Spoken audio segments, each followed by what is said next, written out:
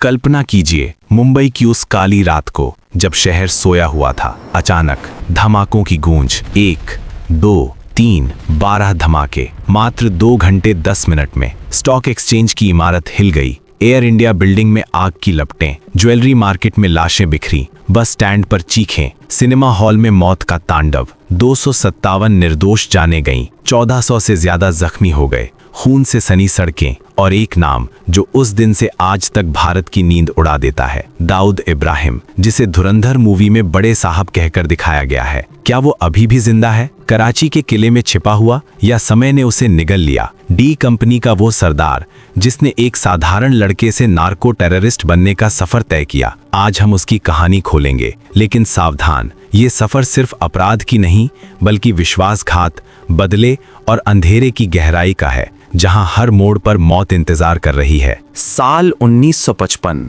26 दिसंबर, महाराष्ट्र के रत्नागिरी जिले के खेड़ गांव में एक गरीब परिवार में एक बच्चे का जन्म हुआ। नाम रखा दाऊद इब्राहिम कास्कर। पिता इब्राहिम कास्कर मुंबई पुलिस में हेड कांस्टेबल थे। सम्मान का जीवन लेकिन तंगहाली। माँ अमीना भी घर संभालती। परिवार जल्दी ही मुंबई के डोंगरी इलाके में आकर बसा। वहां की तंग गलियां, भीड़ी बाजार की भीड़, जहां गरीबी और सपनों का मेल था। दाऊद छोटा था लेकिन आंखों में चमक थी। स्कूल की किताबें उसे बोर करती, सड़कें उसे खींचती। उस समय मुंबई का अंडरवर्ल्ड सोने की तस्करी और छोटे मोटे एक्सटॉर्शन से भरा था। दाऊद ने जल्दी ही हाजी मस्तान जैसे बड़े नामों के साथ जुड़ना शुरू किया। वो एक साधारण कुरियर से शुरू हुआ, लेकिन उसकी चालाकी, हिम्मत और तेज दिमाग ने उसे अलग कर दिया। 1970 के दशक में उसने अपने बड़े भाई शब्बीर के साथ मिलकर अपना गैंग बनाया, जिसका नाम दिया डी कंपनी। शुरू में सोने की तस्करी, ड्रग्स, छोटे मोटे काम किए, लेकिन दाऊद की महत्वाकांक्षा बड़ी थी। वो सिर्फ पैसा नहीं, पावर चाहता था। फिर आया वो दिन जिस दिन सब बदल गया। 12 फरवरी 1981, मुंबई के एक पेट्रोल पंप पर सिद्धि विनायक मंदिर के सामने शबीर कास्कर को दुश्मन पठान गैंग ने घेर लिया और उस पर गोलियां चलाईं। 5 गोलियां सीने में। शबीर वहीं ढेर हो गया। दाऊद बच निकला, लेकिन वो अंदर से टूट गया। भाई की मौत ने उसे पागल कर दिया। उसमें बदला लेने की आग जल उठी और अब वो अकेला सरदार था। डी कंपनी अब पूरी तरह उसकी थी। उसने छोटा शकील, छोटा राजन जैसे साथियों को साथ लिया और मुंबई का अंडरवर्ल्ड उसके कब्जे में आने लगा। एक्सटॉर्शन, हिट, तस्करी, सब कुछ। लेकिन शक्ति के साथ दुश्मन भी बढ़े।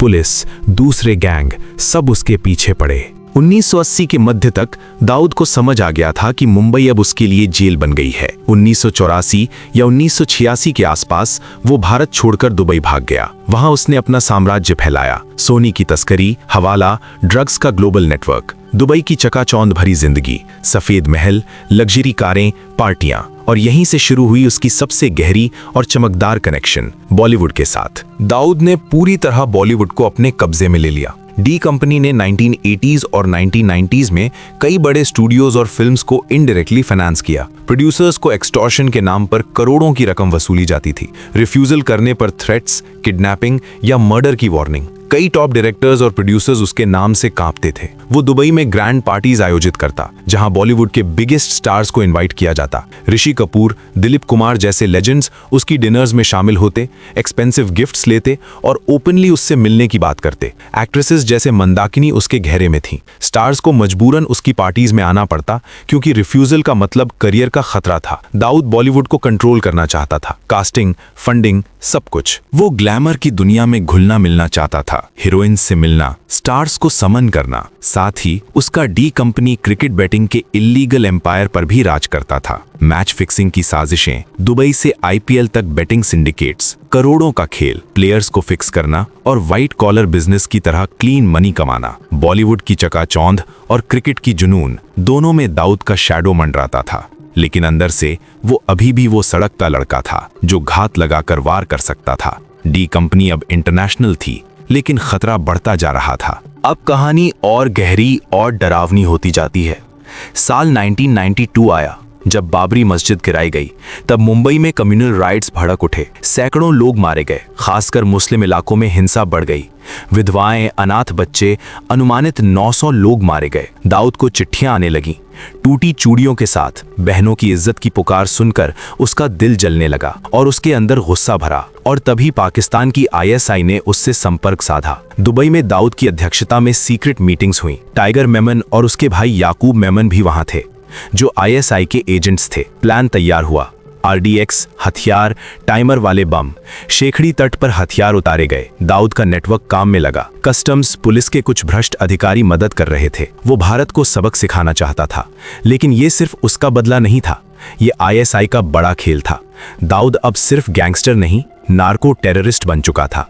12 मार्च 1993, वो काला दिन। सुबह 9:30 बजे मुंबई स्टॉक एक्सचेंज में पहला धमाका हुआ। इमारत हिल गई, लोग चीखते हुए भागे, लाशें बिखरी। फिर एयर इंडिया बिल्डिंग, फिर ज्वेलरी मार्केट, फिर बस स्टैंड, सिनेमा हॉल, कुल 12 जगहों धमाके हुए। हर धमाका ज्यादा खतरनाक। RDX की ताकत। सिर्फ 2 घंटे 10 मिनट में पूरा शहर स्तब्ध हो गया था। 257 मौतें, 1400 घायल। कुछ आज भी विकलांग हैं। परिवार टूटे, बच्चे अनाथ हो गए, माएं रोती रहीं। मुंबई की आत्मा पर हमला हुआ। पूरे देश में सनसनी मच गई। पुलिस ने तुरंत नाम लिया, Dawood Ibrahim, Tiger Memon, D company का। सबूत मिले, दुबई की मीटिंग्स के रिकॉर्ड्स, RDX की खरीद, फोन कॉल्स। दाऊद ने न सिर्फ बम दिए, बल्कि प्लानिंग, पैसा और नेटवर्क भी दिया। धमाकों के बाद प्रेशर बढ़ गया और दुबई ने उसे निकाल दिया। दाऊद भागते हुए पाकिस्तान पहुंचा, कराची। वहां ISI की शरण ली, नया पासपोर्ट बनवाया, नया नाम। उसके पास कई देशों के पासपोर्ट्स थे, भारतीय, पाकिस्तानी, UAE,